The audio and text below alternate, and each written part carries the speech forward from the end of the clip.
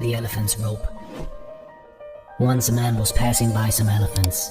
He suddenly stopped, dazzled by the fact that such mighty and strong creatures were tied only by weak and thin ropes on their legs. It was obvious that the strength of such a mighty being could at any time break away from there, but for some reason they did not. He saw an elephant trainer nearby and asked why the elephants just stood there and made no attempts to break free. "Well," replied the elephant trainer, "when the elephants were younger and less powerful, we used the same ropes to tie them. At that age, these ropes were enough to hold them. As the elephant grew up, they were conditioned to believe that they cannot break away. They believe that the ropes can still hold them, so they never try to break free." The man was amazed by the trainer's answer. These powerful animals could at any time free themselves from their restraints. But they are stuck right where they are because they believe they were incapable of doing so. You see, in life, just like these elephants, many of us go through life holding onto a belief that we cannot do something simply because we failed at it once before.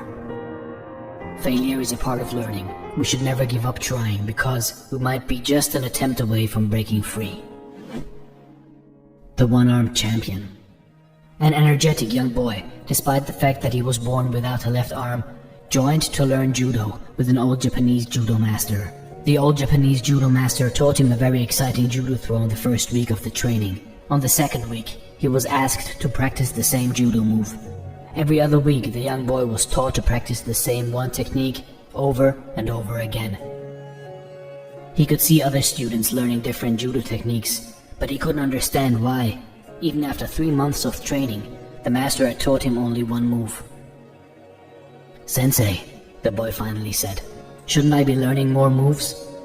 The sensei replied, "Just focus on this one throw. This is the one only move you know, but this is the only move you'll ever need to know." The little boy did not quite understand what his teacher was up to, but continued his training like his sensei instructed. Several months later, the sensei took the boy to his first tournament. The young boy was terrified to enter the tournament, filled with other well-trained and experienced judo players.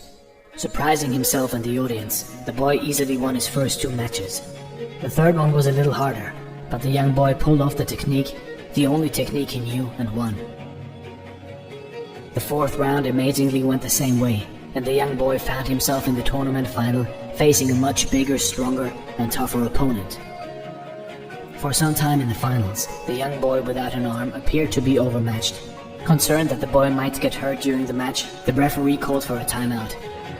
The referee was about to stop the match, but the old sensei intervened and insisted on letting the boy continue. After the match resumed, his opponent made a mistake and dropped his guard. Promptly, the boy used his move to pin him. The boy had won the match and the tournament. The boy deftly used his one and only move throughout the tournament and came out as winner. On the way home, the sensei and the boy reviewed every move in each and every match of the boy. Surprised by his own victory, the boy took all his courage to ask the sensei how he was able to win the tournament with only one move. "You won for 2 reasons, the sensei answered. "First, with several months of dedicated practice, you've almost mastered one of the most difficult throws in all of judo. And second, the only known defense for the move you learned is for your opponent to grab your left arm."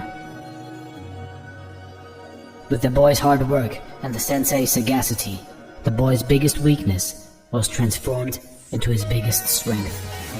You see, in life, we only focus on our weaknesses, when at the same time we can make them our strength. With a little bit of wit, courage, and heart, we can turn every disadvantage into our advantage. So whatever you're trying to achieve in life, whatever your hobbies are, your work, your school, whatever it is, never give up. Just think a little bit. Look into your heart and everything will be fine. Your inner strength is the rock you can hold on to when you can't hold on to anything else. Be your own rock. Be safe. Be strong.